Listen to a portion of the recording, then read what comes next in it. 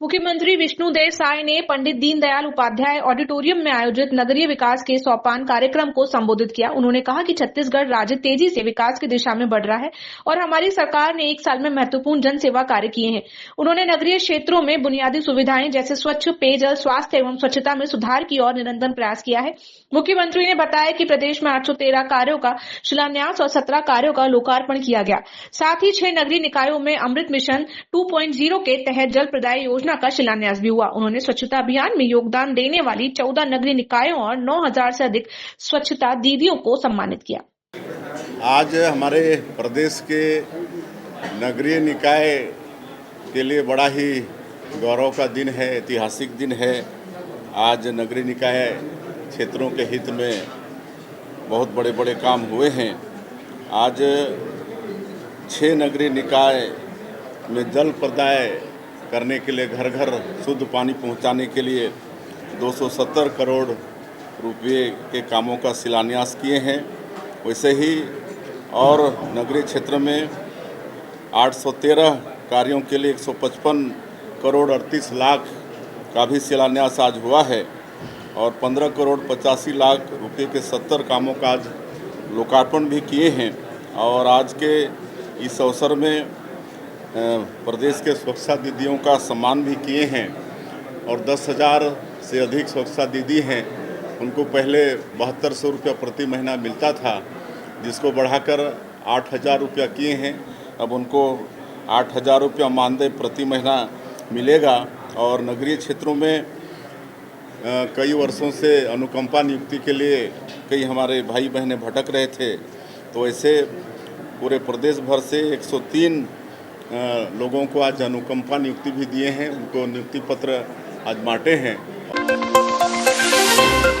मुख्यमंत्री विष्णुदेव साय ने मुख्यमंत्री निवास कार्यालय में अमर शहीद गेंद सिंह के शहादत दिवस पर उनके छायाचित्र पर पुष्प अर्पित कर उन्हें श्रद्धांजलि अर्पित की। उन्होंने शहीद गेंद सिंह को याद करते हुए कहा कि उन्होंने ब्रिटिश अधिकारियों के शोषण के खिलाफ स्वतंत्रता आंदोलन में भाग लिया और क्षेत्र में अंग्रेजी शासन का विरोध किया। मुख्यमंत्री ने उनके मार्ग पर चलने का संकल्प लेने की अपील की। इस अवसर पर अखिल भारतीय हल्बा हल्बी आदिवासी समाज के अध्यक्ष देवेंद्र महिला और अन्य सदस्य भी उपस्थित थे। राजधानी के राजीव भवन में कांग्रेस विधायक दल की बैठक संपन्न हुई। पूर्व मुख्यमंत्री भूपेश बघेल, पीसीसी चीफ दीपक बैज और अन्य नेता बैठक में शामिल हुए। बैठक में आगामी चुनाव की रणनीति और प्रत्याशियों के चयन पर चर्चा की गई।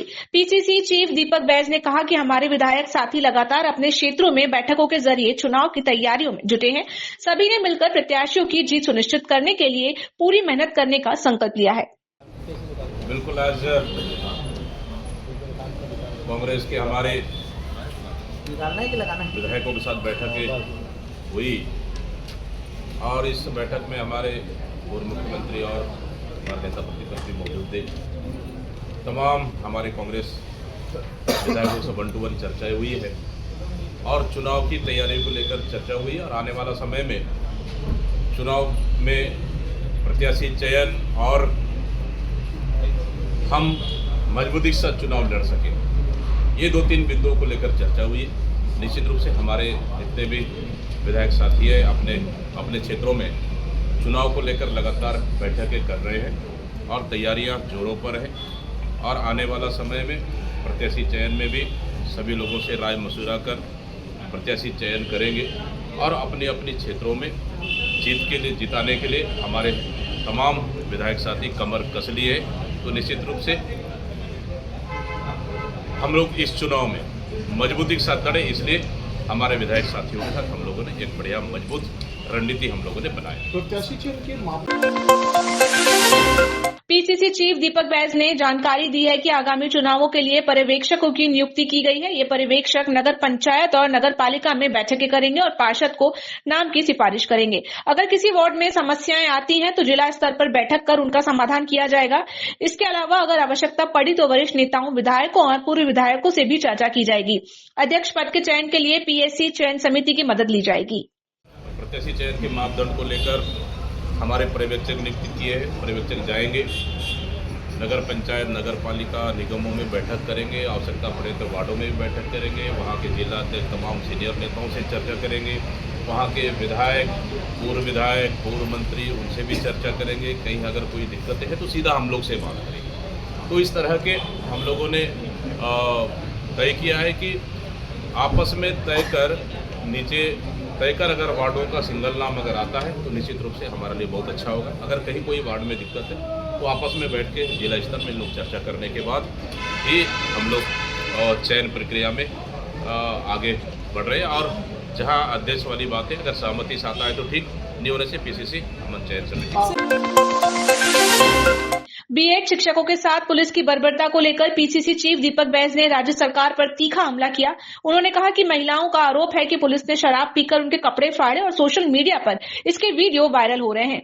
बैज ने सरकार के सुशासन पर सवाल उठाते हुए कहा कि इस तरह की क्रूरता की कोई जगह नहीं होनी चाहिए।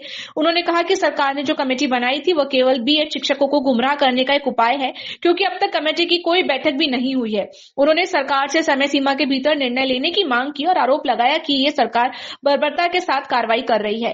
बनाया है कमेटी में अभी तक क्या निर्णय हुआ, जबकि कमेटी को एक समय सीमा दे देना चाहिए। एक समय सीमा देने के बाद कम से कम उस पर सरकार को निर्णय करना चाहिए। लेकिन सिर्फ फॉर्मेलिटी उन बीएड शिक्षकों को गुमराह करने के लिए एक कमेटी बना दिया गया है और उसमें अभी तक एक बैठकें भी नहीं हुई। न सरकार का उस कमेटी पे ध्यान भी नहीं है और लगातार बीएड शिक्षक आंदोलन कर रहे हैं और सरकार उसको इतनी बर्बरता के साथ कार्रवाई कर रही है। आप अंदाजा लगा सकते हैं कि 12 बजे रात को आप सोशल मीडिया में चल रहा है, वीडियोस चल रहे हैं कि एक महिला हमारे छत्तीसगढ़ के अस्मिता, एक महिला कर्मचारियां इतनी आरोप लगा रहे हैं कि सरकार के पुलिस दारू पीकर आके उन्हें कपड़ा फाड़ रहे हैं। मतलब हाथ नहीं लगाना चाहिए महिलाओं को, वो वहां से उठाकर ले जा रहे हैं। मतलब इतनी, शायद मैं शब्दों में बयान नहीं कर पा रहा हूं, मतलब इतनी बर्बरता कि सारे हदें पार कर दी है।